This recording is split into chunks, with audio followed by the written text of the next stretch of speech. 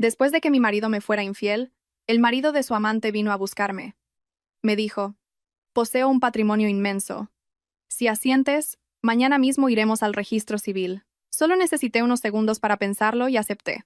Estaba sentada, casi oculta, en un rincón apartado de la terraza de un café en el barrio de Salamanca.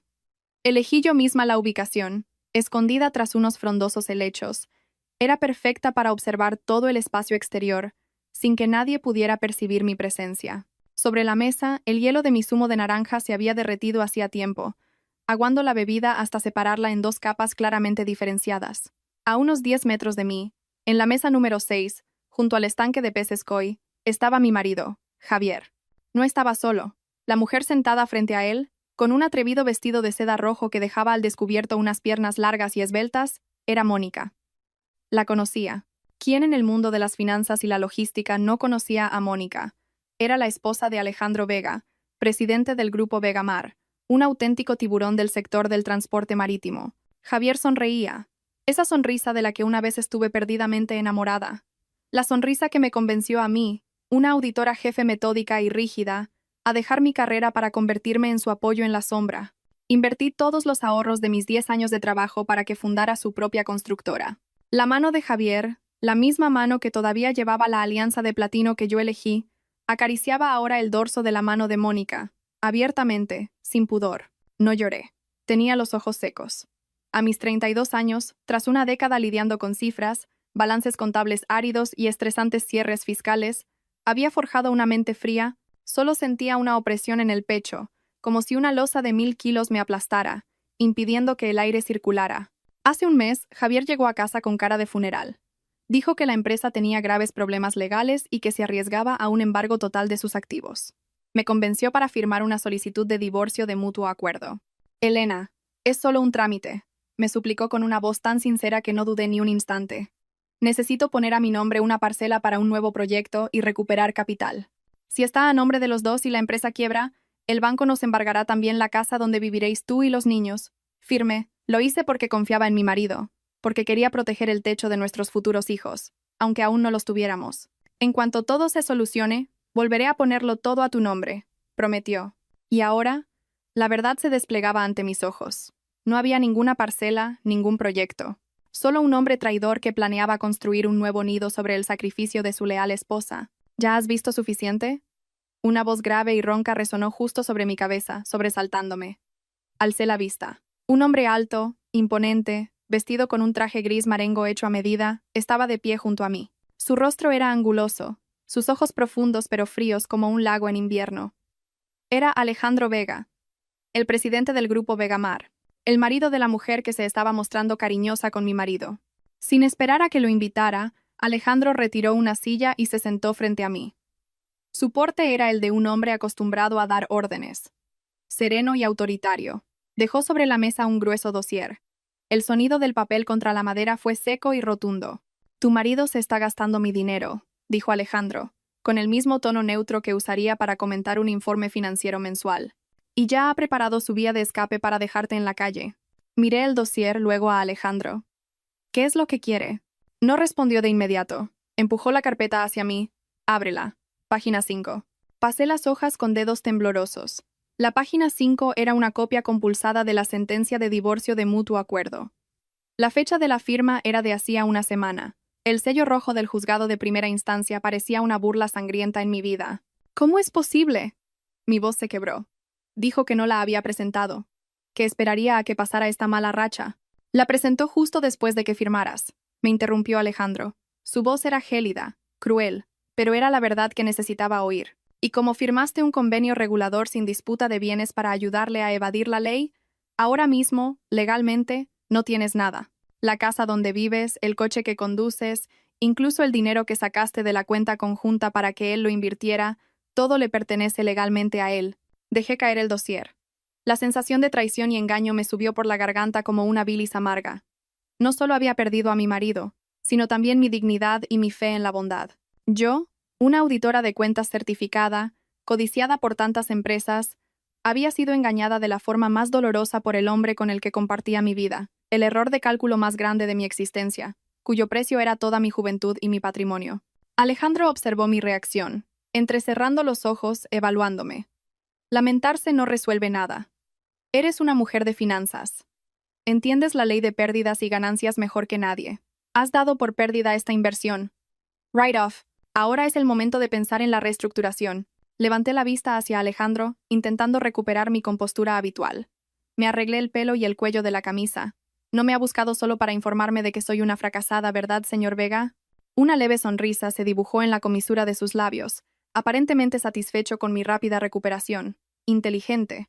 Legalmente. Ahora mismo eres una mujer soltera. Yo también he finalizado mi divorcio con Mónica, pero ella ha sido más lista que tú. Todavía controla el poder financiero en mi empresa porque el reparto de bienes no ha concluido. Ha infiltrado a su gente en el departamento de contabilidad y está desviando fondos del grupo para mantener a tu exmarido. Alejandro se detuvo, se inclinó hacia adelante y bajó la voz. Poseo un patrimonio de cientos de millones de euros, pero necesito a alguien de confianza, alguien con la capacidad profesional para auditar todo el sistema y detener el flujo de dinero sucio que Mónica está sacando.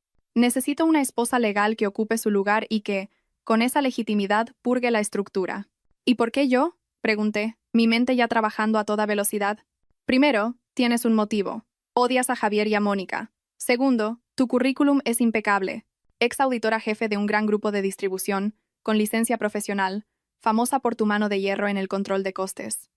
Tercero, y lo más importante, ni tú ni yo creemos ya en el amor. Podemos colaborar basándonos en intereses mutuos. Alejandro me miró directamente a los ojos y lanzó su propuesta final. Si aceptas, a las 8 de la mañana, preséntate en el registro civil. Nos casamos. Miré hacia la otra mesa. Javier estaba besando la frente de Mónica con la expresión satisfecha de un vencedor. Creía que yo era una mujer estúpida y sumisa, enterrada en la cocina y los libros de contabilidad. Creía que había ganado. Volví a mirar a Alejandro. 3 segundos. Fue todo el tiempo que necesité para tomar la decisión en la mayor apuesta de mi vida. Lo había perdido todo. Ya no tenía nada que temer. De acuerdo, respondí con voz firme. Acepto. Pero tengo una condición. Quiero control total sobre el departamento financiero de Vegamar. No interferirá en mi forma de trabajar. Alejandro se levantó y se abrochó el botón del traje. Hasta mañana, señora Vega. Se marchó, dejándome con el dossier y un plan de venganza que comenzaba a tomar forma en mi mente. A la mañana siguiente, me desperté más temprano de lo habitual. Elegí un vestido recto de color marfil, de diseño sencillo pero elegante, que realzaba la figura esbelta que solía ocultar bajo anchos trajes de oficina. Me maquillé con esmero, cubriendo las ojeras de una noche en vela repasando la legislación pertinente. Frente al espejo, vi a la mujer reflejada. Ya no era la Elena de ayer. La Elena de ayer murió con aquella sentencia de divorcio. A las 7:55 en punto, estaba frente a la puerta del Registro Civil de Madrid. Un reluciente Maybach negro se detuvo bruscamente frente a mí. La puerta se abrió y Alejandro descendió. Hoy vestía una camisa blanca, sin corbata, lo que le daba un aspecto más joven y menos adusto que el día anterior. Puntual, dijo a modo de saludo. De formación profesional, respondí secamente. Entramos. El trámite del matrimonio fue sorprendentemente rápido, gracias a la preparación previa de Alejandro. Cuando firmé mi nombre junto al de Alejandro Vega en el certificado de matrimonio, sentí una corriente eléctrica recorrer mi espalda. No era la emoción del amor, sino la excitación de un soldado que acaba de recibir armamento pesado antes de entrar en batalla. El funcionario nos entregó 2 copias del certificado. Alejandro cogió una y me la dio. Bienvenida a Vegamar, dijo, usando por primera vez el tuteo. Gracias, sonreí. Una sonrisa corporativa pero impecable. Al salir del edificio, la luz de la mañana hizo brillar el documento en mi mano. Saqué el móvil, coloqué el certificado de matrimonio sobre el capó del Maybach de Alejandro y tomé una foto nítida. En la imagen, mi nombre y el de Alejandro aparecían juntos, con el sello rojo destacando sobre el logotipo dorado y estilizado de la V en el frontal del coche. Abrí WhatsApp, busqué el contacto Mi Amor, un nombre que aún no había cambiado, adjunté la foto y envié un mensaje corto y conciso. Gracias por liberarme en secreto y tan pronto. Gracias a eso, he podido tramitar a tiempo mi matrimonio con el presidente del grupo Vegamar esta misma mañana. Suerte para ti y tu amante. Envié el mensaje. El doble cheque azul apareció al instante. Alejandro, que observaba mi acción a su lado sin decir nada, solo esbozó una media sonrisa. Eres más combativa de lo que pensaba. En los negocios, como en la guerra, el factor sorpresa decide el 50% de la victoria. Guardé el teléfono en el bolso. Ahora, llévame a la oficina. Necesito empezar a trabajar ya. De camino a la sede del grupo Vegamar, Alejandro me entregó una tarjeta de empleada y una carta de nombramiento. Directora financiera, CFO. Enarqué una ceja. ¿Confías en mí para este puesto desde el primer momento? No confío en ti. Confío en tu sed de venganza y en tu capacidad, respondió Alejandro con franqueza. Este puesto lo controlaba Mónica a través de su marioneta, el anterior jefe de contabilidad. Lo he despedido y te he puesto a ti. Tienes poder de decisión absoluto. Úsalo bien. Sostuve la carta, sintiendo su peso. No era solo un trabajo, era una espada, un mandato. Cerré los ojos, visualizando el organigrama de Vegamar que había estudiado durante toda la noche. Mónica, aunque divorciada, seguía siendo una accionista importante y conocía muchos secretos del negocio. Su desvío de fondos no podía haberlo hecho sola. Debía tener toda una red de cómplices debajo. Mi misión era cortar esas raíces una por una, aislar a Mónica y, lo más importante, encontrar pruebas de que Javier y ella habían conspirado para blanquear dinero. Haría que Javier se arrepintiera de haber subestimado a alguien que se dedica a custodiar el dinero de otros. El coche se detuvo frente a un imponente edificio de 30 plantas en el corazón financiero de la ciudad. Alejandro bajó y rodeó el vehículo para abrirme la puerta. Un gesto galante, no por afecto, sino para la representación que estaban viendo los cientos de empleados a través de los cristales. ¿Lista?, preguntó en voz baja. Siempre, respondí, y caminé con la cabeza alta a su lado. Desde ese instante, la guerra había comenzado oficialmente. Mi teléfono en el bolso empezó a vibrar sin parar en cuanto entramos en el ascensor privado de Presidencia. Miré la pantalla. Era Javier. No contesté. Dejé que sonara hasta que se cortó y volvió a sonar una segunda, una tercera vez. Mi silencio, en ese momento, era la peor tortura psicológica para él. Mientras tanto, en un ático de lujo en el distrito de Chamartín, Javier se estaría volviendo loco. Podía imaginar la escena perfectamente. Lanzaría el móvil al sofá, con la cara roja de ira, moviéndose torpemente. Mónica, a su lado, le preguntaría con el ceño fruncido qué pasaba, y al ver la foto que le envié, su rostro maquillado se transformaría. Cuando el ascensor se detuvo en la planta 30, descolgué el teléfono con calma. ¿Sí?, dije, con un tono tan tranquilo como si atendiera a un repartidor. Elena, ¿qué mierda es esta? ¿Qué significa esa foto? Es un montaje, ¿verdad?, gritó Javier al otro lado, con la voz rota por el pánico. No se lo creía, o no se atrevía a creerlo. ¿Crees que tengo tiempo para aprender a usar Photoshop? Me reí con desdén. ¿Papel blanco? ¿Tinta negra? Sello oficial. Eres director de una empresa. ¿No sabes distinguir un sello auténtico de uno falso? ¿Desde cuándo conoces a Vega? ¿Te atreviste a ponerme los cuernos? Javier recurrió a la calumnia. El típico argumento del ladrón que grita, «¡Al ladrón! No midas a los demás con tu propia vara», le corté, con la voz endurecida. Tú tramitaste el divorcio a mis espaldas. El juzgado emitió una sentencia. Legalmente, soy una mujer soltera y puedo casarme con quien quiera. Además, ¿no estás tú liado con la exmujer de mi actual marido? En términos de negocios lo llamaríamos un intercambio justo. Javier se quedó sin palabras. Oí al otro lado cómo Mónica le arrebataba el teléfono. Escúchame, zorra. ¿Crees que puedes poner un pie en Vegamar? Mientras yo esté aquí, ni sueñes con ascender. Hola, Mónica, respondí. Mi voz era dulce pero afilada. Te equivocas. No he entrado para ascender. He entrado como la esposa legal del presidente, como la dueña de la casa. Tú, ahora mismo, solo eres una accionista, una extraña. Ah, y se me olvidaba comentarte. Acabo de recibir mi nombramiento como directora financiera. Lo primero que haré esta mañana será auditar todas las deudas pendientes entre Vegamar y la constructora de mi exmarido, Construcciones Ferrer. «No te atrevas», gritó Mónica. «¿Por qué no?», continué. «He oído que Construcciones Ferrer debe a Vegamar una cantidad considerable por adelantos de material, pero que aún no ha ejecutado ninguna obra. Como CFO, considero que esa deuda es de alto riesgo. Creo que tendré que ordenar la recuperación inmediata del capital. Elena, no hagas locuras». Javier recuperó el teléfono. Su tono pasó de la agresividad a la súplica. «Hablemos las cosas. ¿Qué quieres? Te daré parte del dinero de la venta de la parcela. Quedemos y hablemos». «¿El dinero de la parcela?», solté una risa amarga. «Quédatelo. Vas a necesitar mucho dinero para pagar a los abogados por los delitos que estás a punto de enfrentar». Colgué y apagué el teléfono. La puerta del ascensor se abrió. Ante mí se extendía el gran vestíbulo de la sede de Vegamar. Los empleados iban y venían, pero todos se detenían para hacer una reverencia al ver a Alejandro. Me miraban con una mezcla de curiosidad y escrutinio. Alejandro se volvió hacia mí con una pizca de admiración en los ojos. Los has dejado muertos de miedo, pero asustarlos es una cosa. Conseguir resultados es otra. Espera y verás. Apreté el bolso y me dirigí con paso firme hacia el departamento de contabilidad. No estaba asustando a nadie. Estaba declarando la guerra. El departamento de finanzas y contabilidad estaba en la planta 28. Una gruesa puerta de cristal separaba el mundo de los números del resto de la empresa. Empujé la puerta y entré. Alejandro me seguía de cerca, como un sólido respaldo. Dentro, el ambiente era un caos de murmullos. La gente estaba reunida en corrillos, cotilleando. Sin duda, la noticia del matrimonio relámpago del presidente se había extendido como la pólvora. «Silencio todos», ordenó Alejandro.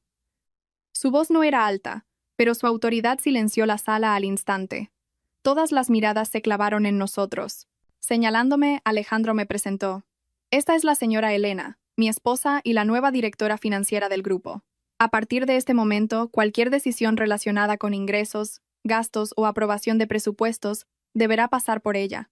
La carta de nombramiento se enviará por correo interno en los próximos 5 minutos». Los murmullos resurgieron, esta vez más contenidos. Pasé la vista por la sala. En un rincón, una mujer de mediana edad con unas gruesas gafas de montura dorada me miraba fijamente. Su expresión no era de sorpresa, sino de hostilidad. Era Virginia Yáñez, la actual jefa de contabilidad, la mano derecha de Mónica. Había estudiado a fondo su expediente. Virginia era quien había aprobado innumerables gastos de representación ficticios para que Mónica desviara dinero. Caminé directamente hacia el escritorio de Virginia. «Hola, Virginia. Necesito que me entregues inmediatamente todos los libros contables, los tokens de firma digital y las contraseñas del sistema ERP». Virginia se levantó, cruzándose de brazos con una actitud desafiante, la de quien se siente indispensable. «Señora Elena, la transición debe seguir un proceso. Los libros de tantos años no se pueden entregar así como así. Además, yo sigo las directrices del Consejo de Administración, donde está la señora Mónica. Su nombramiento ha sido muy repentino. Necesito confirmarlo con ella». Estaba intentando ganar tiempo. Quería alargar el proceso para destruir pruebas o manipular los datos. «Virginia», sonreí, colocando la carta de nombramiento con la firma de Alejandro y el sello del grupo sobre su escritorio. Según los estatutos de la empresa, el presidente tiene la potestad de nombrar a altos cargos en situaciones de emergencia. La señora Mónica ahora mismo es solo una accionista, no ocupa un cargo ejecutivo. La orden del presidente es la máxima autoridad. Me giré hacia Alejandro y luego volví a mirar a Virginia, con voz de acero. «Si en los próximos 15 minutos no me entrega todo, redactaré su despido inmediato por insubordinación y obstrucción a las operaciones de la empresa. Simultáneamente ordenaré precintar su ordenador y solicitaré la intervención de la policía para investigar un posible delito de malversación. Elija. Una transición pacífica o marcharse de aquí con las esposas puestas». El rostro de Virginia palideció. No esperaba que fuera tan directa y que conociera tan bien la ley. Miró a Alejandro buscando ayuda. Pero él se limitó a observar con los brazos cruzados, con una expresión que decía: «Apoyo totalmente a mi esposa». Temblando, Virginia abrió un cajón y sacó un manojo de llaves y el token. «Haré la entrega». «Bien». Me dirigí al resto de empleados, que contenían la respiración. «A partir de hoy, los procedimientos cambian. Cualquier gasto superior a 50.000 euros debe ser aprobado personalmente por mí. Quien se atreva a falsificar una firma o un documento, que vaya redactando su carta de renuncia antes de que lo descubra.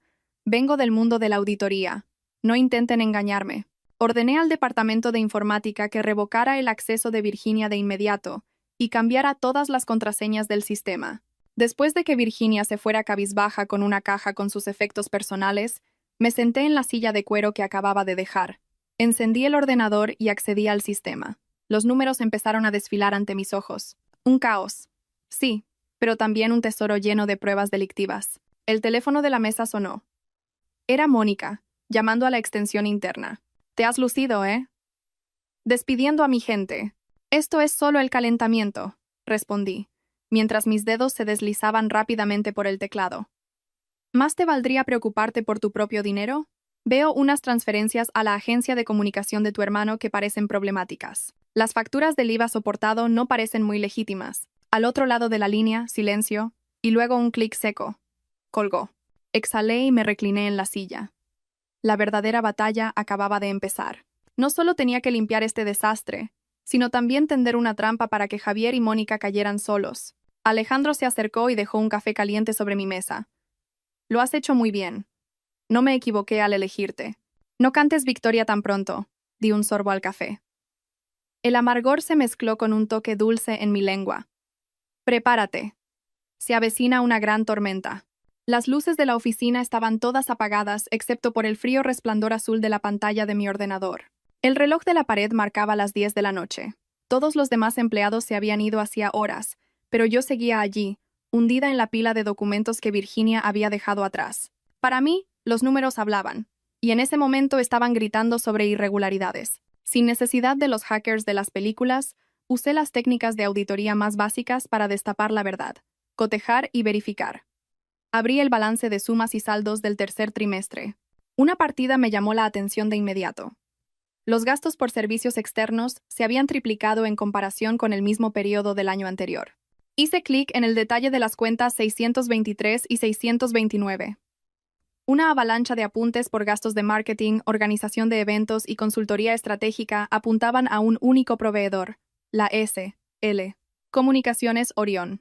Copié el NIF de Comunicaciones Orión y lo pegué en el portal de información mercantil. El resultado fue instantáneo. El administrador único era Mario Fuentes. Sonreí con amargura. Mario Fuentes era el hermano pequeño de Mónica.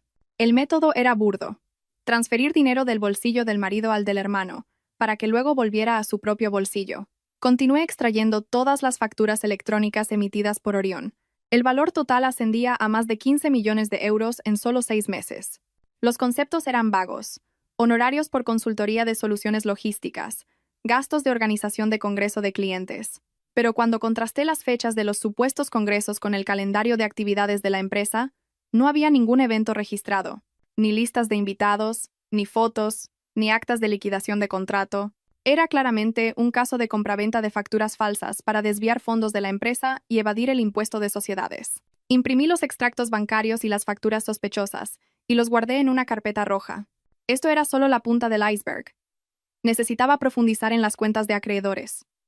Me desplacé hasta la cuenta 410. Acreedores por prestaciones de servicios.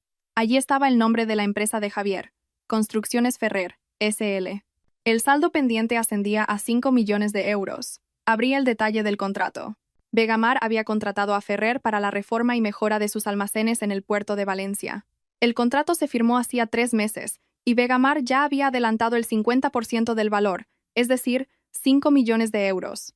Pero al revisar las actas de seguimiento del proyecto, la columna de obra ejecutada mostraba un cero rotundo. Javier había recibido 5 millones de euros de Vegamar, pero no había movido ni una sola piedra. Levanté el teléfono y llamé al jefe de proyecto de los almacenes. «Daniel, soy Elena». «Hola, Elena», respondió Daniel con voz somnolienta. «Perdona que te moleste a estas horas. Quería preguntarte por el proyecto de reforma de los almacenes de Valencia, el que lleva Construcciones Ferrer. ¿Cuál es el estado actual?» Hubo un silencio al otro lado, y luego una respuesta vacilante. «Pues, la verdad es que todavía no han traído la maquinaria. He insistido varias veces, pero su director siempre da largas. Dice que están esperando materiales de importación. Mónica también me dijo que les diéramos un poco de margen». «De acuerdo, gracias, Daniel. Mañana a primera hora, envíame un informe del estado actual con el visto bueno del supervisor de obra». Colgué. Estaba claro.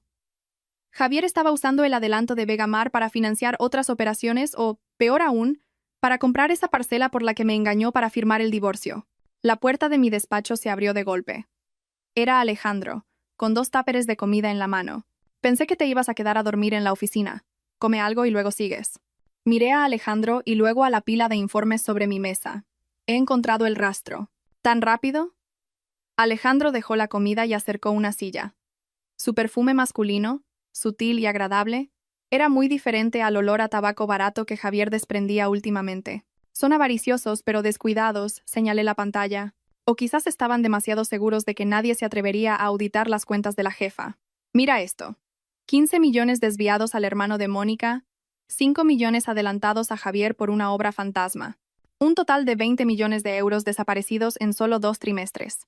Alejandro observó las cifras, su rostro endureciéndose. Sabía que Mónica estaba sacando dinero, pero no imaginaba que fuera tanto. Con razón, el flujo de caja operativo ha estado tan ajustado últimamente. para un grupo logístico, el flujo de caja es la sangre que nutre el cuerpo. Perder 20 millones de liquidez en tan poco tiempo era como sufrir una hemorragia arterial. No te preocupes, lo recuperaré todo, capital e intereses. Abrí el tupper. El aroma de un solomillo a la parrilla hizo que mi estómago rugiera. Come primero, me dijo Alejandro, pasándome los cubiertos. Mañana tendremos una reunión muy interesante con el Consejo de Administración. Tomé el tenedor. Por primera vez en meses, sentí que la comida tenía sabor.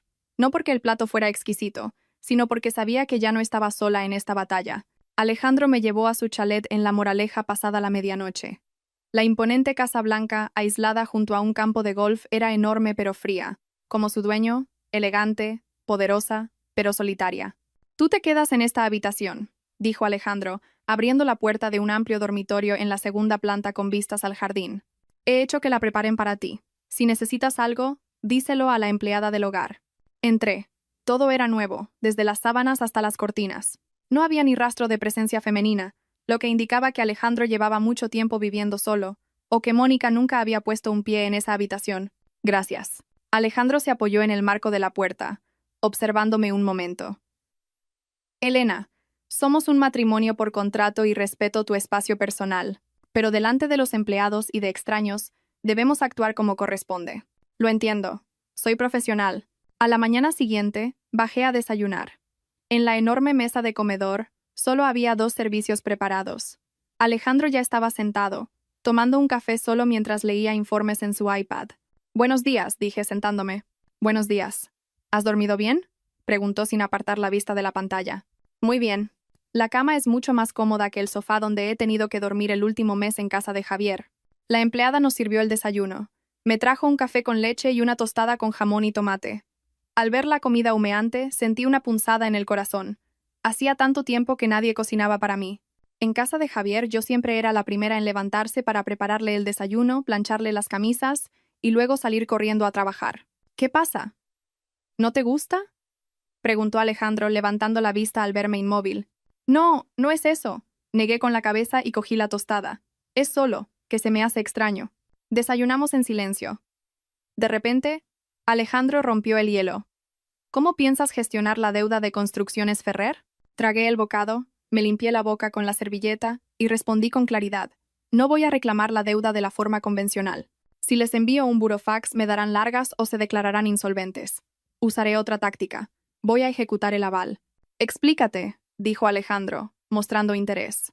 Enviaré una notificación al banco que emitió el aval de cumplimiento de contrato y el de anticipo. El contrato lo estipula. Si Construcciones Ferrer no ejecuta la obra, el banco está obligado a devolver el dinero a Vegamar. Después, será el banco quien se encargue de embargar a Javier. Alejandro soltó una carcajada, sonora y genuina. Eso es diabólico.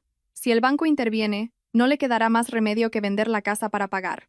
Y si no, entrará en la lista de morosos de Asnef y no podrá volver a pedir un crédito en su vida. Y eso no es todo, continué, con la mirada afilada. Voy a encargar a una auditoría externa que revise los costes de todas las obras anteriores que Ferrer hizo para Vegamar. Sospecho que inflaron los presupuestos para desviar más dinero. Si encuentro pruebas, esto se convertirá en un caso penal, no solo civil. Alejandro me miró, y su expresión pasó de la diversión al respeto. Realmente, naciste para ser mi esposa.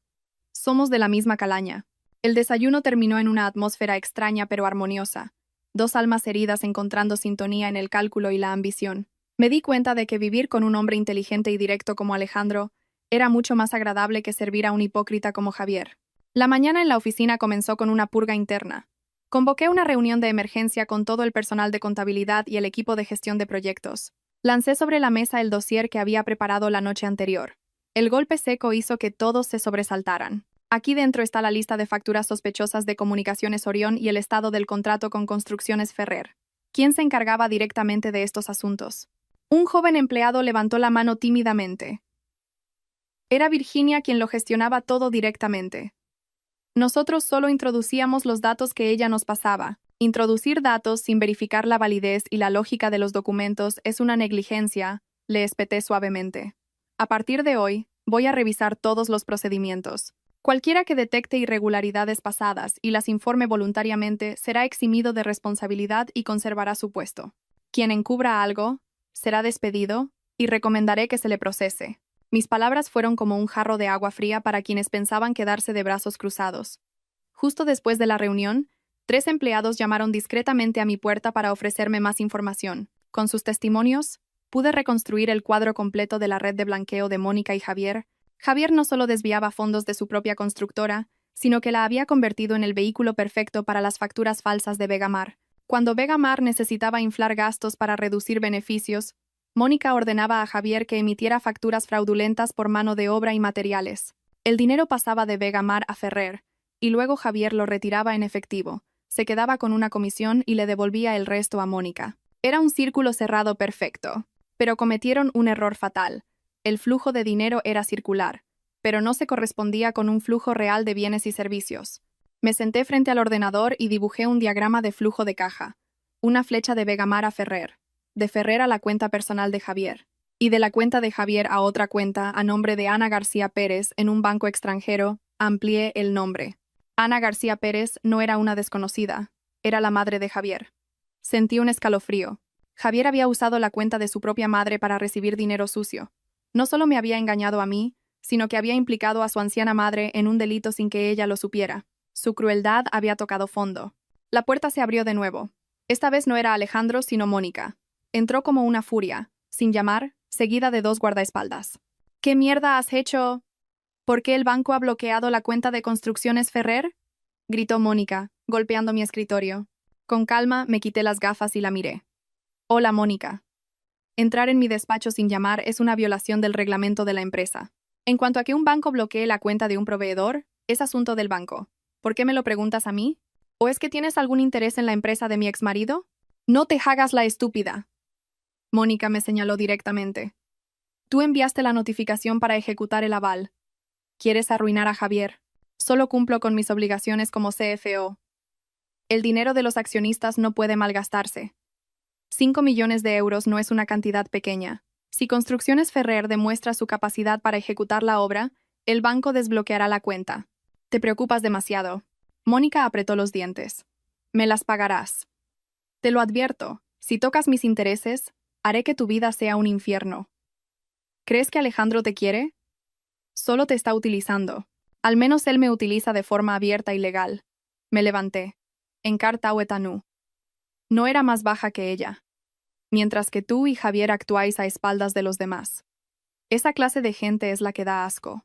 Ve y dile a Javier que vaya preparando el dinero para pagar la deuda. El plazo vence en 3 días. Mónica resopló y se dio la vuelta para marcharse. Sabía que estaba asustada. Estaba cortando sus tentáculos uno por uno.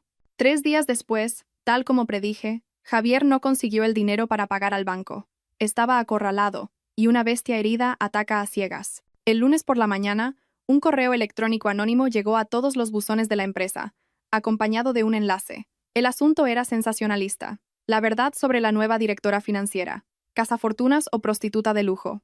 El enlace llevaba a un vídeo manipulado. Imágenes mías entrando en un hotel en realidad. Para una reunión con un cliente de mi época de auditora se mezclaban con sonidos comprometedores. Debajo, un artículo difamatorio afirmaba que yo había sido amante de Alejandro desde hacía mucho tiempo, que conspiré para robarle todo a Javier y que luego lo abandoné por un millonario. La empresa era un hervidero de rumores. Las miradas que antes eran de respeto ahora eran de desprecio y curiosidad. Me senté en mi despacho, apretando el ratón con fuerza. Javier era más miserable de lo que imaginaba. Quería usar la opinión pública para destruir mi reputación y forzar mi dimisión. Mi teléfono sonó. Era Alejandro. ¿Has visto el correo? Su voz era extrañamente tranquila. Sí. Está jugando sucio. No te preocupes. Quédate en tu despacho y no salgas. Yo me encargo. 5 minutos después, la megafonía del edificio resonó. La voz de Alejandro, firme y autoritaria, convocaba a todo el personal al vestíbulo principal de inmediato. Yo también bajé. Alejandro estaba de pie en un estrado, con una expresión gélida y amenazante. A su lado, el jefe de informática y el director del departamento legal. Acabo de recibir información sobre un correo electrónico que difama a mi esposa, la señora Elena, dijo Alejandro, su voz retumbando en el vestíbulo. Quiero afirmar que se trata de una calumnia malintencionada. Nuestro departamento de TI ha rastreado la dirección IP desde la que se envió el correo. Proviene de un cibercafé cercano al domicilio del señor Javier Ferrer, director de Construcciones Ferrer. Alejandro hizo una seña. En la gran pantalla de detrás, apareció una grabación de la cámara de seguridad del cibercafé. Se veía claramente a Javier, con una gorra y una mascarilla, tecleando en un ordenador a la hora exacta en que se envió el correo. Un murmullo recorrió el vestíbulo. Nuestros abogados ya están preparando una querella contra el señor Ferrer por un delito de calumnias e injurias con publicidad, tipificado en el Código Penal, continuó Alejandro. Además, quiero anunciar que cualquier empleado de Vegamar que comente o comparta esta información falsa será despedido de inmediato. Somos un gran grupo empresarial, no un mercado de cotilleos baratos. La multitud enmudeció. Alejandro había extinguido el fuego de la opinión pública en cuanto empezó, con pruebas irrefutables. Luego se giró hacia mí, su mirada se suavizó. Y tengo otro regalo para él. Me entregó una carpeta azul. ¿Qué es esto?, pregunté. El expediente del préstamo de Javier en el Banco Comercial del Este. Hipotecó toda la maquinaria, la nave industrial e incluso la casa de sus padres para obtener un préstamo de 2 millones de euros. El préstamo lleva 10 días vencido y ha sido clasificado como moroso. El banco se prepara para ejecutar la hipoteca. Abrí el expediente. Era la firma de Javier. Me había ocultado que pidió ese dinero para quemarlo en el juego y mantener a Mónica. He hablado con el banco, sonrió Alejandro con la suficiencia de un viejo lobo de mar. Han aceptado vender la deuda a una empresa de recobros en la que tengo una participación mayoritaria. Entendí al instante. Es decir, que ahora tú eres el acreedor de Javier. No, me corrigió, mirándome a los ojos. Nosotros. Nuestro matrimonio es el mayor acreedor de Javier. Ahora, el poder de decidir sobre su vida o su muerte está en tus manos. Solo tienes que asentir. Sostuve la carpeta de la deuda como si fuera una sentencia de muerte para Javier, pero no quería que muriera rápido. Quería que probara la misma impotencia y el mismo miedo que yo había sufrido. Concerté una reunión con Javier, no en un café, sino en las oficinas de Construcciones Ferrer. Cuando llegué, la oficina estaba desierta. Casi todos los empleados se habían ido por los impagos de salarios. Javier estaba sentado, con la cabeza hundida sobre el escritorio, rodeado de botellas vacías y colillas. Parecía haber envejecido 10 años en una semana. Al verme, levantó la cabeza. Sus ojos inyectados en sangre brillaron con ira. ¿Qué haces aquí? ¿Vienes a reírte de mí? Vengo a cobrar una deuda, dije fríamente, dejando la carpeta sobre la mesa. Javier la miró de reojo y soltó una risa amarga. Le debo dinero al banco, no a ti. No intentes asustarme. Lo peor que puede hacer el banco es embargar la nave. Me da igual. Mira más de cerca. Señalé el documento de cesión de crédito. El banco ha vendido tu deuda a la empresa Gestión Activa, SL. Y, casualmente, la administradora única de esa empresa soy yo, Elena Ruiz. El rostro de Javier se descompuso.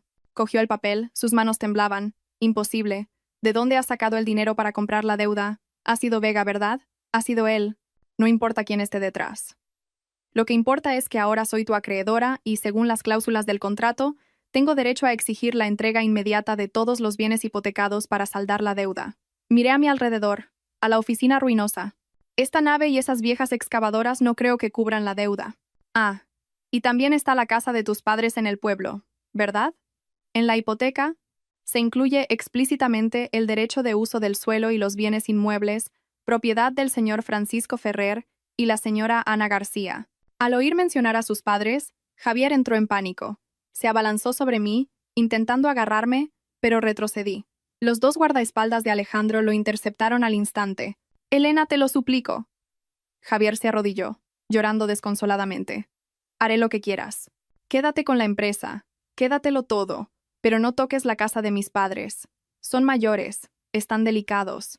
Si se enteran de que les embargan la casa, se morirán». Mirar al hombre que fue mi marido, ahora arrodillado y suplicando, no me produjo satisfacción, solo un profundo asco. Usaba a sus padres como escudo para su fracaso, cuando fue él mismo quien apostó su patrimonio. «Cuando me engañaste para firmar el divorcio, ¿pensaste en que yo me quedaría en la calle?», le pregunté, con la voz afilada como un bisturí. «Cuando me fuiste infiel con Mónica, ¿pensaste en mis sentimientos?». Me equivoqué. Fue Mónica quien me engatusó. Me dijo que si la ayudaba a blanquear ese dinero, nos repartiríamos millones.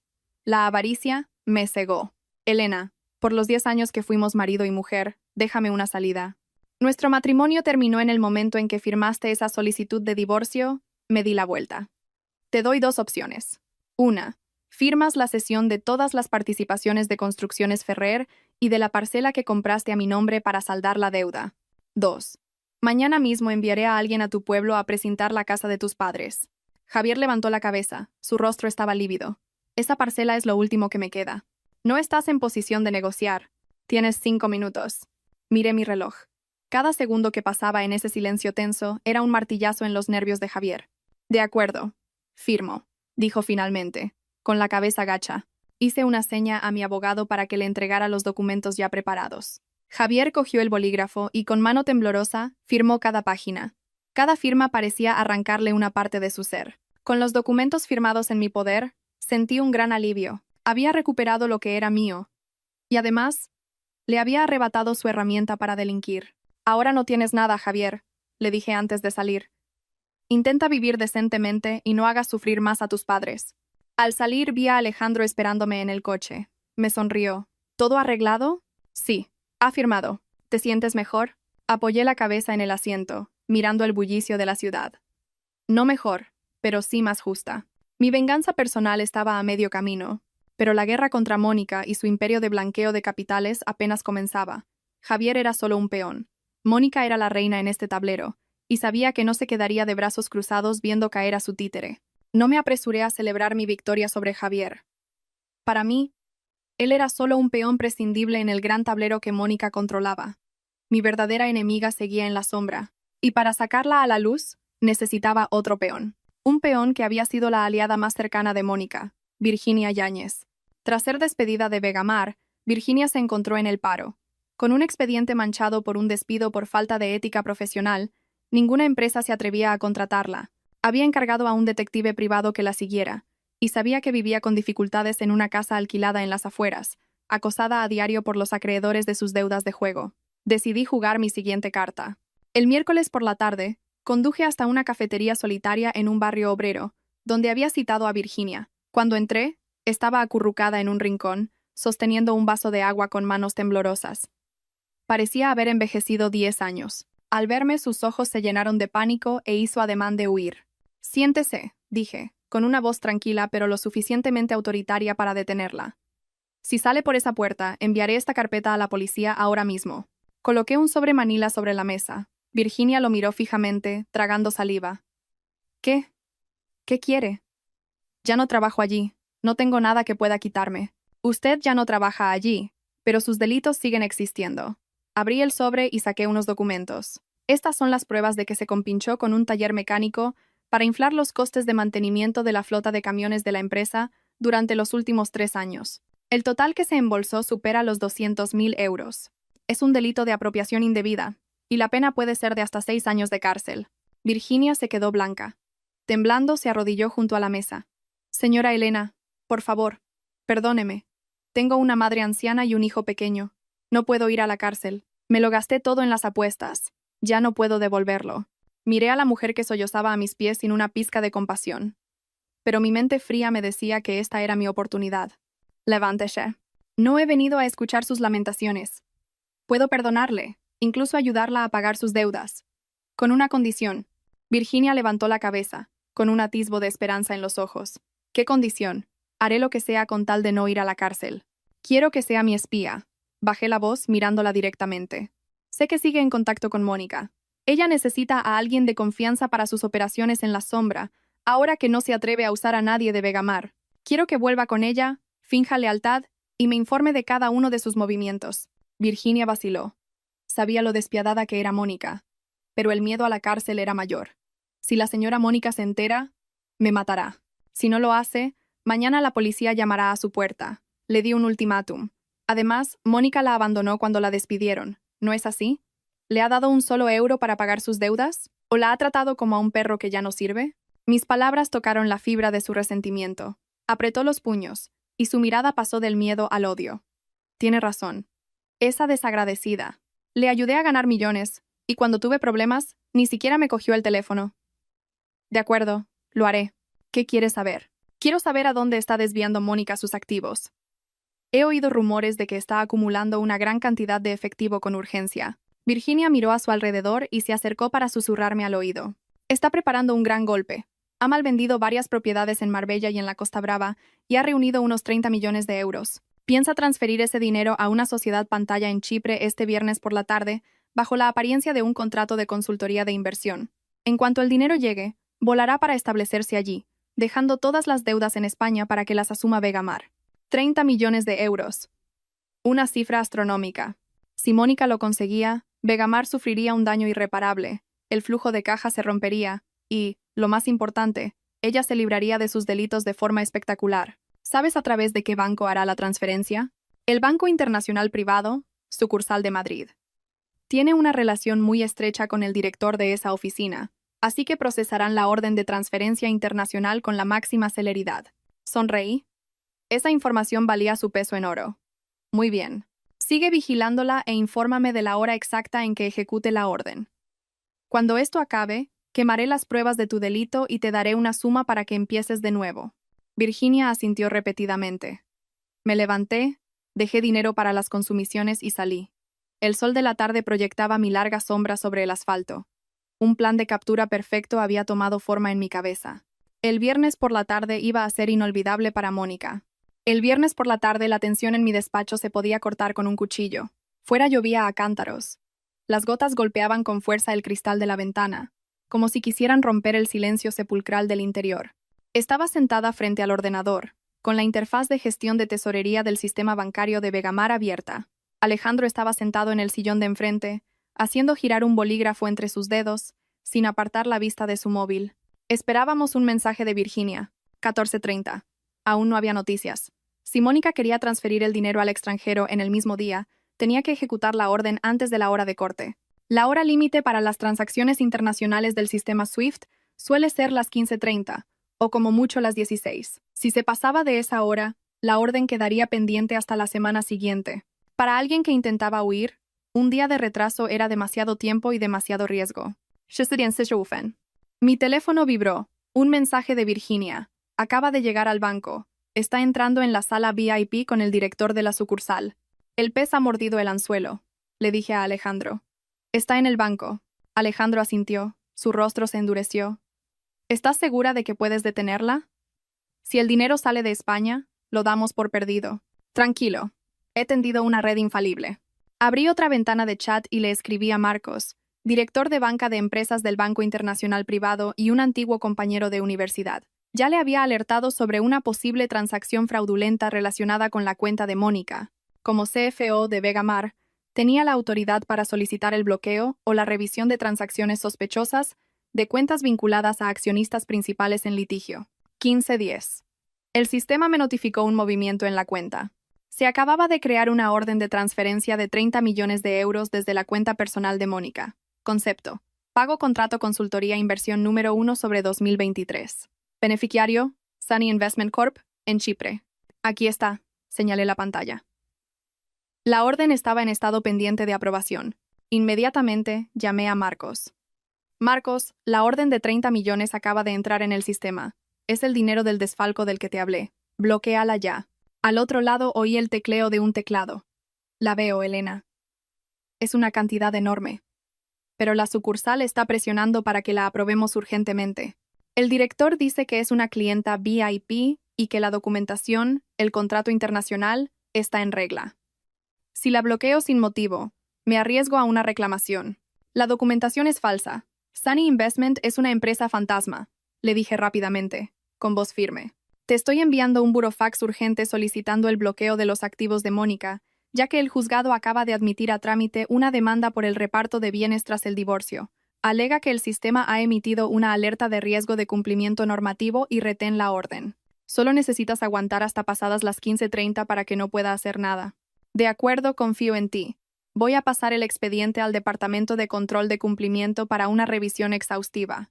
Eso llevará al menos 2 horas. Una vez pasada la hora de corte, ni la reina de Inglaterra podría transferir ese dinero. Colgué, soltando un suspiro de alivio. En la pantalla, el estado de la orden cambió de pendiente a en revisión. En la sala VIP del banco podía imaginar el caos. Mónica estaría sentada sobre ascuas. Miraría el reloj. 15:20. Solo quedaban 10 minutos para el cierre de las transacciones internacionales. Virginia me envió otro mensaje. Está gritándole al personal del banco. Quiere hablar con el director general. Tiene la cara roja de ira. Déjala que grite, le respondí. A estas horas, el director general está reunido conmigo. No había ninguna reunión, por supuesto, pero conocía los protocolos bancarios. Cuando una transacción se etiqueta como de alto riesgo, nadie se atreve a aprobarla a la ligera, especialmente con las estrictas regulaciones contra el blanqueo de capitales. 15:30. El sistema SWIFT cerró. La orden de transferencia de Mónica fue oficialmente rechazada por necesidad de aportar documentación adicional que acredite el origen de los fondos. El dinero seguía en su cuenta, pero ahora estaba congelado. No podía transferirlo ni retirarlo en efectivo. Alejandro me miró con una admiración palpable. Se levantó, sirvió una copa de vino y me la ofreció. Enhorabuena. Un KO perfecto. No solo has salvado el dinero, sino que le has cortado la retirada. Tomé la copa y la agité suavemente. El rojo del vino ondeaba como la sangre del enemigo. Esto aún no ha terminado. Cuando acorralas a una bestia, se vuelve para atacar a su propia especie. Mónica ha perdido el dinero. La primera persona con la que descargará su ira será Javier. Esperemos a ver el siguiente acto. Tal como había previsto, el fracaso en el banco sumió a Mónica en un estado de locura. No podía creer que su plan de escape perfecto hubiera sido frustrado en el último minuto por un estúpido tecnicismo. Nada más salir del banco, recibió una llamada de Javier. Mi exmarido se encontraba en una situación más desesperada que nunca. Tras firmarme la cesión de sus bienes, los prestamistas a los que había acudido para intentar recuperar sus pérdidas en el juego habían rodeado la casa de sus padres en el pueblo. Se escondía en una pensión de mala muerte, llamando a Mónica como su última tabla de salvación. «Mónica, ayúdame». La voz de Javier sonaba distorsionada por el pánico. «Amenazan con matar a toda mi familia si no les pago $500,000 de intereses esta noche. Préstame algo de dinero. Cuando salga de esta, te lo devolveré trabajando para ti como un esclavo». Mónica, furiosa por el bloqueo de sus 30 millones, estalló al oír las súplicas de Javier. «Cálate de una vez. Estoy peor que tú. Todo mi dinero ha sido bloqueado por culpa de tu exmujer. Eres un inútil. Si no hubiera sido tan estúpido de firmar el divorcio tan pronto, ahora no me tendría atrapada». «¿Qué dices?» Javier se quedó perplejo. «¿Qué tiene que ver Elena en todo esto?» «Pregúntale a ella. Ha sido ella quien ha intervenido en el sistema del banco para bloquear mi dinero. Sois igual de miserables los dos. No vuelvas a llamarme nunca más». Mónica colgó y bloqueó el número de Javier. Se subió a su coche y ordenó al chofer que la llevara a su chalet, donde guardaba el resto de sus objetos de valor, como joyas y diamantes. Tenía que encontrar otra forma de huir, quizás por carretera, cruzando la frontera. Al otro lado, Javier dejó caer el teléfono. Su última esperanza se había desvanecido. Se desplomó en el suelo de la sucia habitación de la pensión. Lo había perdido todo: esposa, hogar, carrera y ahora, a su amante, la mujer que creía que le daría una vida de lujo. Fuera, en el pasillo, se oyeron pasos pesados y los gritos de los cobradores. «¿Dónde estás, Javier? ¡Sal de ahí! Aunque te escondas bajo tierra, te encontraremos». Aterrorizado, Javier miró por la ventana. Un tercer piso. No era demasiado alto, pero saltar significaba romperse una pierna. No tenía escapatoria. En su desesperación, recurrió a su táctica habitual: fingir una enfermedad para eludir sus responsabilidades. Cogió el cuchillo de la fruta de la mesa y se hizo un corte superficial en la muñeca, lo suficiente para que sangrara pero sin peligro real. Luego, se tiró al suelo, fingiendo convulsiones. Sabía que si ingresaba en urgencias, los cobradores no se atreverían a actuar en el hospital y la policía intervendría para protegerle. Cuando los matones derribaron la puerta, encontraron a Javier inmóvil en un charco de sangre, en realidad, sangre mezclada con la salsa de tomate de un sobre de fideos instantáneos que se había untado para darle más dramatismo. Asustados, pensando que habían provocado su muerte, huyeron despavoridos.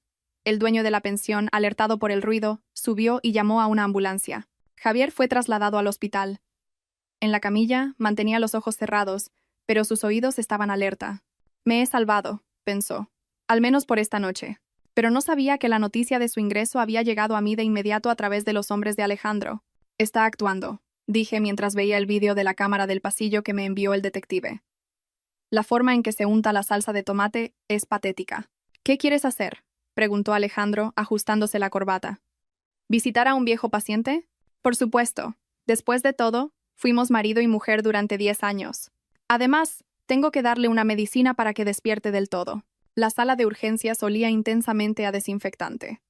Javier yacía en una cama, con la muñeca vendada y una mascarilla de oxígeno. Fingía estar en coma, pero el monitor cardíaco mostraba un ritmo regular, incluso algo acelerado por la tensión. Alejandro y yo entramos.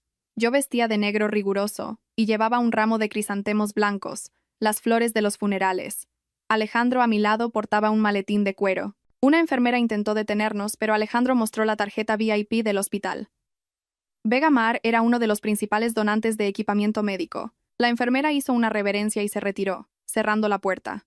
Me acerqué a la cama y dejé los crisantemos en la mesilla de noche. El sonido de mis tacones contra el suelo era frío y seco. Deja de fingir, Javier. Tu actuación es pésima, dije con calma. Javier permaneció inmóvil, pero sus párpados temblaron ligeramente.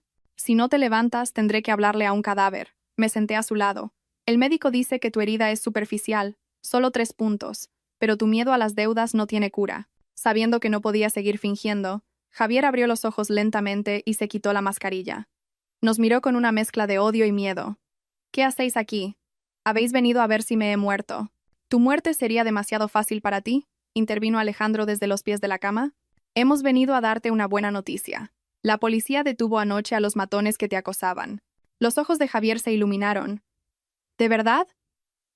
A salvo de ellos, sí, sonreí. Una sonrisa que antes le parecía angelical ahora era tan afilada como un bisturí. Pero no de la ley. Le hice una seña a Alejandro. Abrió el maletín y sacó un documento con el sello de la agencia tributaria. Esta es una notificación de apertura de un proceso penal por delito fiscal contra Construcciones Ferrer. La cantidad evadida mediante facturas falsas asciende a 5 millones de euros. La unidad de delitos económicos ya tiene pruebas suficientes de tu participación en la trama de empresas fantasma de la familia de Mónica. Javier se incorporó de un salto, olvidando su herida. No, yo no fui el único. Fue Mónica quien me lo ordenó todo. Yo solo firmaba. Tú firmabas. Tú eres el responsable legal, respondí fríamente. Mónica es muy inteligente. No hay ni un solo papel de tu empresa a su nombre. Todas las firmas, todos los sellos, son del administrador, Javier Ferrer. ¿Crees que un juez creerá el testimonio de un moroso como tú? ¿O se fiará del papel firmado? Javier temblaba, empapado en sudor. Comprendió que estaba a las puertas de la cárcel. Un delito fiscal de esa magnitud significaba, como mínimo, 10 años de prisión. Elena, sálvame, volvió a suplicar, arrodillándose frente a mí. Tú eres experta en finanzas, conoces la ley, ayúdame. No quiero ir a la cárcel, tengo a mis padres. Lo miré sin conmoverme.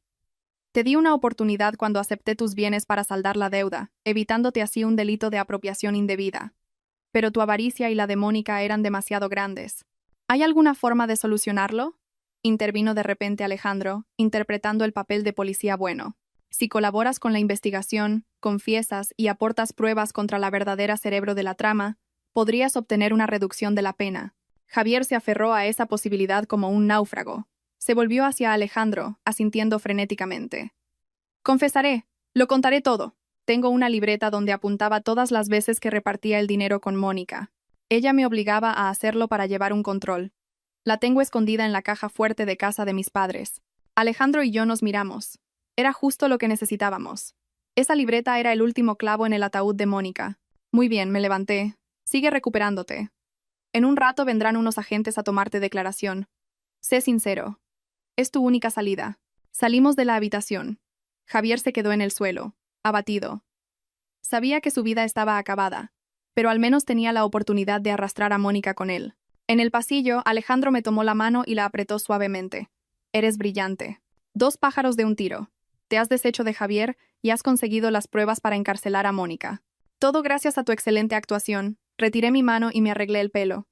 Ahora, vamos a por esa libreta. Antes de que Mónica huela el peligro. Afuera, la lluvia había cesado. Un tenue arcoíris se dibujaba en el horizonte.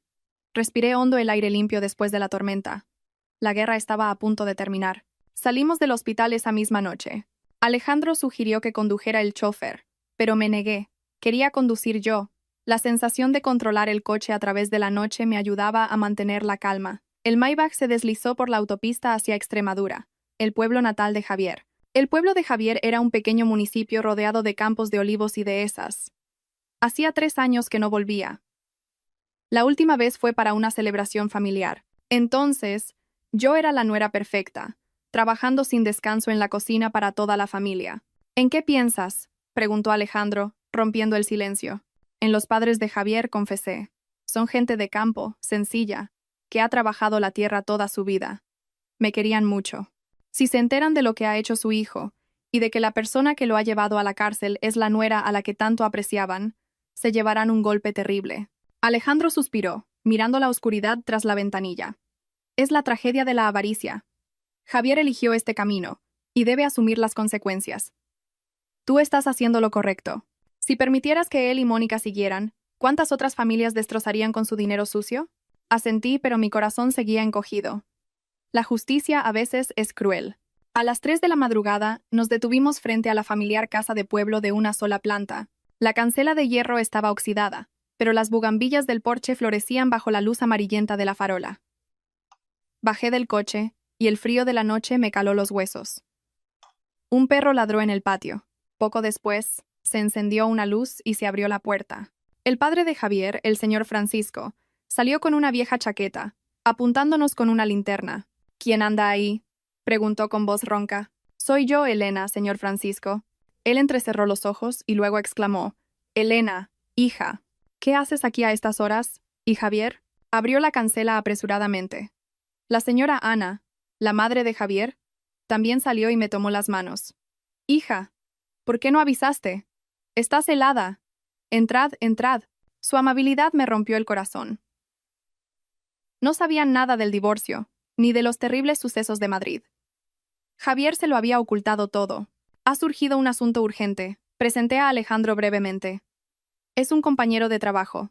Nos invitaron a entrar, nos sirvieron un licor de hierbas y sacaron dulces. La casa seguía igual que en mis recuerdos, sencilla y acogedora. En la pared todavía colgaba nuestra foto de boda. Nuestras sonrisas de entonces parecían ahora una mueca amarga. Señores, dejé el vaso y respiré hondo para armarme de valor. Siento venir así. No he venido de visita. Vengo a buscar algo que Javier escondió en su caja fuerte. El señor Francisco se sorprendió. ¿Javier escondió algo? Nos dijo que ahí solo guardaba las escrituras de las tierras. Escondió las pruebas de sus delitos, dije sin rodeos. Javier ha estado involucrado en negocios ilegales, evasión de impuestos y blanqueo de capitales. La policía lo está investigando. Si no consigo estas pruebas para que colabore y pueda acogerse a una reducción de pena, podría pasar el resto de su vida en la cárcel. A la señora Ana se le cayó el vaso de las manos, rompiéndose en 1000 pedazos. Hija, ¿qué dices? Mi Javier es un buen chico. Ha cambiado, señora Ana. Se dejó llevar por la mala gente, por la avaricia. Por favor, créanme. Soy la única que puede ayudarle ahora. El señor Francisco me miró fijamente. Sus ojos cansados reflejaban un dolor inmenso. Me conocía. Sabía que yo no mentía. Se levantó en silencio y fue a su habitación. Volvió con una pequeña caja de madera. Nos la envió la semana pasada. Dijo que era un amuleto para los negocios y que no la abriéramos. Mira si es esto. Abrí la caja. Dentro había una libreta de cuero negro y un pendrive. Hojé las páginas. La caligrafía de Javier detallaba fechas, cantidades recibidas de Mónica, a quién se transfería el dinero, qué porcentaje se quedaba cada uno. Aquí estaba. El libro de la muerte. Cerré la libreta y tomé las manos arrugadas de la señora Ana. Gracias. Les prometo que haré todo lo posible para que le reduzcan la condena, pero tengo que decirles algo más. ¿Qué más, hija?, preguntó entre lágrimas. Javier y yo nos hemos divorciado. El ambiente se congeló. La señora Ana rompió a llorar desconsoladamente. El señor Francisco se desplomó en una silla, su rostro envejecido completamente derrumbado. No me atreví a quedarme más. Dejé un sobre con dinero sobre la mesa, mi primer sueldo en Vegamar. Tomen esto para sus medicinas. Tengo que irme ya. Salimos rápidamente hacia el coche. Detrás, el llanto de la señora Ana resonaba en la noche silenciosa. Una vez en el coche, apoyé la cabeza en el volante y las lágrimas brotaron sin control. Llora, dijo Alejandro poniendo una mano en mi hombro. Desahógate. Has hecho todo lo que podías. Lloré a mares. Lloré por 10 años de matrimonio rotos, por esos 2 ancianos inocentes, y por mi propia ingenuidad perdida. Cuando el amanecer despuntó, sequé mis lágrimas y arranqué el coche. Volvamos. Tenemos un asunto importante que tratar con la policía. Mónica no puede escapar. A las 8 de la mañana del lunes, la sede del grupo Vegamar estaba rodeada de coches de policía y periodistas. La noticia del escándalo de blanqueo de capitales había sido filtrada, en parte, gracias a la gestión mediática de Alejandro. Desde el despacho de presidencia, seguíamos los acontecimientos por las cámaras de seguridad. ¿La UDEF ya ha recibido la libreta y el pendrive?, preguntó Alejandro a su director legal por teléfono. Entregados a las 6 de la mañana, señor presidente. El comisario jefe ha examinado las pruebas y ha firmado la orden de detención urgente para la señora Mónica Fuentes. Bien. ¿Y Javier? Está siendo trasladado desde el hospital a prisión preventiva para colaborar con la investigación. Miré por la ventana. La tormenta legal había estallado. Mientras tanto, en el chalet de Mónica, reinaba el caos. Tras una noche en vela, estaba metiendo frenéticamente joyas, relojes y fajos de billetes en una maleta. Sentía que el cerco se cerraba. Decidió usar su plan B, huir a Portugal por carretera y desde allí volar a otro país. Había contratado a un grupo para que la ayudara a cruzar la frontera. ¡Rápido!, le gritó a su empleada.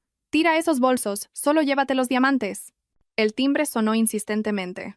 Mónica se sobresaltó, dejando caer un anillo al suelo. Miró por el videoportero. Decenas de policías armados estaban en la puerta. Un oficial con un megáfono gritaba: «Señora Mónica Fuentes, abra la puerta y colabore. Tenemos una orden de detención». Pálida, corrió hacia la puerta trasera, que daba a un pequeño embarcadero. Una lancha la esperaba allí, pero había calculado mal. Alejandro y yo lo habíamos previsto. Al abrir la puerta, se quedó paralizada. Frente a ella no estaba el piloto que había contratado, sino dos agentes de paisano. «Señora Fuentes, ¿a dónde iba con tanta prisa?», preguntó uno de ellos. Mónica retrocedió, dejando caer la maleta. Dinero y joyas se desparramaron por el suelo.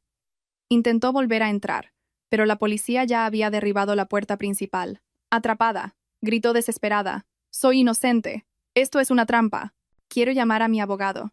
Un oficial le leyó sus derechos fríamente y le puso las esposas. La imagen de la poderosa y arrogante Mónica, ahora despeinada y esposada, siendo conducida entre dos filas de policías, fue captada por decenas de periodistas. En menos de una hora, la foto de la reina de la logística cayendo en desgracia inundó los medios digitales. Las acciones de las empresas vinculadas a su familia se desplomaron. Apagué la televisión. Se acabó. Mi teléfono vibró.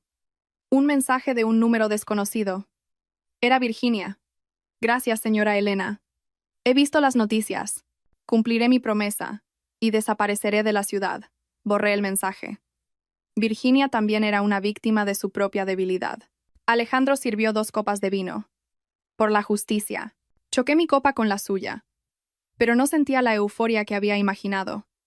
Esta victoria tenía el sabor amargo de las lágrimas de la señora Ana y el regusto de la traición. Miré a Alejandro, el hombre que había estado a mi lado. Él también me miraba.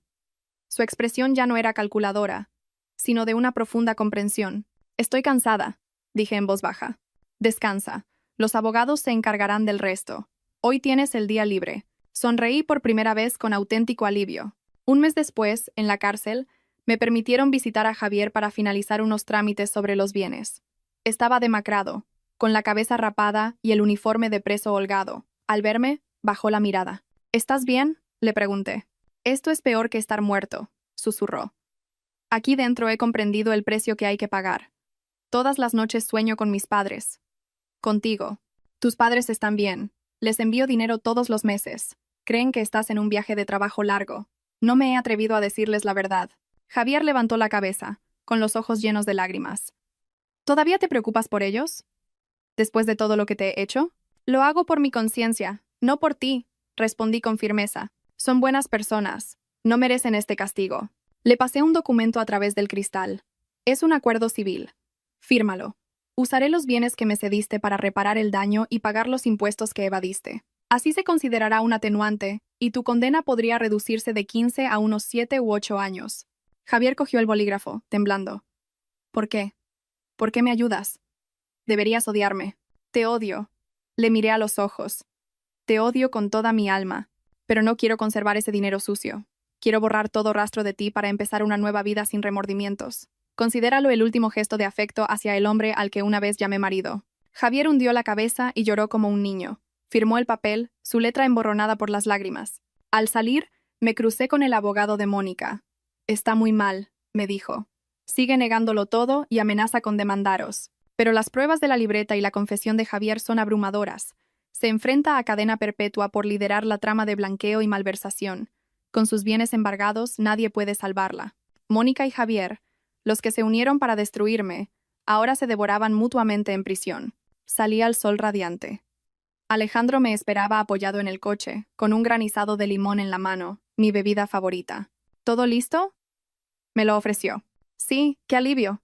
Pues vámonos. Esta tarde hay una junta de accionistas importante».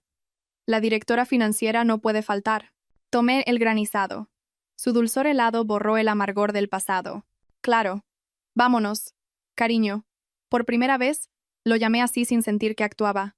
Quizás, después de la tormenta, el cielo se despeja, y después de la ruina, aprendes a valorar lo que tienes. El juicio se celebró 6 meses después. Me senté junto a Alejandro en la primera fila. En el banquillo, Mónica y Javier no se miraban. Mónica, envejecida y demacrada, lo negaba todo. Javier, por el contrario, confesó, se arrepintió y pidió perdón. El veredicto final. Mónica. Cadena perpetua por malversación y blanqueo de capitales, con la obligación de devolver los 30 millones y la confiscación de todos sus bienes. Javier. 8 años de cárcel por delito fiscal y cooperación necesaria. Gracias a su colaboración y a la reparación del daño, evitó la pena máxima. Al oír la sentencia, Mónica se derrumbó. Javier simplemente inclinó la cabeza y me lanzó una última mirada de arrepentimiento y gratitud. Asentí levemente, como una despedida final al pasado. Al salir del juzgado, rodeados de cámaras, Alejandro me tomó la mano. Se acabó de verdad. Sí, a cada cerdo le llega su San Martín. La venganza estaba completa, pero en lugar de euforia, sentí un enorme vacío. Miré a Alejandro. Él seguía ahí, sólido como una roca. Nos había unido un enemigo común. Ahora que ya no estaba, ¿qué nos quedaba? Quiero ir a casa a descansar, dije en voz baja. En el coche, el silencio era denso. Era el momento de ejecutar la última cláusula de nuestro contrato. Una semana después, tras organizar todos los asuntos financieros en Vegamar, saqué de mi cajón un sobre blanco. Dentro, una solicitud de divorcio de mutuo acuerdo firmada por mí. Nuestro matrimonio se basó en un objetivo. Cumplido el objetivo, no tenía derecho a retener a Alejandro. Él merecía a alguien que lo amara de verdad, no por un contrato. Entré en su despacho. Estaba en una videoconferencia. Me hizo una seña para que esperara. Lo observé trabajar, su concentración, su agudeza. Me di cuenta de cuánto lo echaría de menos. Cuando terminó, se acercó sonriendo. ¿Qué pasa? ¿Has descubierto a otro ladrón? No sonreí. Puse el sobre la mesa. No, vengo a liquidar el contrato. Su sonrisa se desvaneció. ¿Qué es esto? La solicitud de divorcio. Cumplimos nuestro acuerdo. Mi misión ha terminado. Alejandro cogió el sobre, pero no lo abrió. Lo giró en sus manos. ¿De verdad quieres irte? Sí. No quiero abusar más de tu generosidad. Tengo suficiente para vivir bien. Quiero reencontrarme a mí misma. ¿Reencontrarte? Bufó. O huir. Estoy cumpliendo mi palabra. Me levanté, sin atreverme a mirarle. Ya he recogido mis cosas del chalet. Gracias por todo. Adiós. Me di la vuelta y caminé hacia la puerta, esperando que me detuviera. Pero solo hubo silencio. Al cerrar la puerta, las lágrimas cayeron. Volví a mi antiguo apartamento. Pasaron 3 días de silencio absoluto. Intenté volver a mi vida normal, pero mi mente estaba en otra parte. A la 4ª tarde sonó el timbre. Era Alejandro. Entró sin decir palabra. ¿Qué haces aquí? ¿Has firmado? Le pregunté. No respondió. Sacó la solicitud de divorcio de su bolsillo y delante de mí la rompió en pedazos. ¿Qué has? Exclamé. Cancelar el contrato, dijo tranquilamente. Como presidente, no apruebo esta dimisión. Esto es absurdo. Es un matrimonio, no una empresa. Se acercó, acorralándome contra la pared. Para mí, es lo mismo. Escúchame, Elena. Mi patrimonio es enorme. Los libros contables interminables. Los empleados miles. No puedo gestionarlo solo. Eres la única persona en quien confío ciegamente. La única que conoce cada rincón de Vegamar. ¿Piensas abandonarme ahora? Puedes contratar a otra CFO. Puedo contratar una CFO, pero no una esposa. Su mirada era intensa. No necesito una muñeca de exposición. Necesito una compañera. Alguien lo bastante fuerte para estar a mi lado, lo bastante inteligente para aconsejarme, y lo bastante implacable para proteger a esta familia conmigo. Y esa persona solo puede ser tú, pero empezamos con un contrato. En los negocios, me interrumpió. El mejor contrato es aquel que ambas partes quieren renovar de por vida. Quiero renovar este contrato de matrimonio contigo. Duración, indefinida. Beneficios, al 50%. Riesgos, los asumo yo. ¿Firmas? Fue la declaración más pragmática y menos romántica que había oído nunca, pero hizo que mi corazón latiera con más fuerza que cualquier palabra dulce. No me dijo te quiero, pero afirmó mi lugar insustituible en su vida. Eres listo, le dije. Consigues una CFO y una esposa sin pagarle a un cazatalentos. Alejandro sonrió, una sonrisa radiante y extraña en él. Soy un inversor, y nunca dejo escapar el mejor negocio de mi vida. Se inclinó y me besó en la frente. Vuelve a casa. Sin ti es fría y no puedo dormir. Volví al chalet. Esta vez, como su dueña. Como la mujer de Alejandro. Nuestra vida no era una comedia romántica. Seguíamos siendo dos profesionales adictos al trabajo, discutiendo sobre estrategias de mercado durante la cena. Pero en esa aridez había un vínculo inquebrantable. Una noche, en la terraza, apoyé mi cabeza en su hombro. Antes pensaba que la felicidad era sacrificarse por un hombre. Ahora sé que la felicidad es ser tú misma, ser respetada y conquistar el mundo junto a la persona que amas. Alejandro me abrazó. Tú me enseñaste que las mujeres no son el sexo débil. Eres la mejor guerrera que he conocido. Gracias por aparecer en ese café. Gracias por firmar ese contrato loco. Y gracias a ti por no firmar el divorcio. Sonreí. Jamás. Me besó el pelo. Soy un tiburón. Una vez que muerdo el anzuelo, no lo suelto. Su móvil sonó. El informe trimestral. Los beneficios han subido un 30%. Todo gracias a mi mujer. ¿Qué recompensa quieres? ¿Qué tal toda tu vida? Le provoqué. Se rió feliz. Concedido. El pasado doloroso quedó atrás. Javier y Mónica pagaban sus errores en prisión. Y yo. Yo tenía las riendas de mi propia felicidad, una construida sobre la razón, la fortaleza y un amor maduro. El contrato de matrimonio se había convertido en un compromiso para siempre, el negocio más exitoso que Alejandro y yo habíamos cerrado jamás.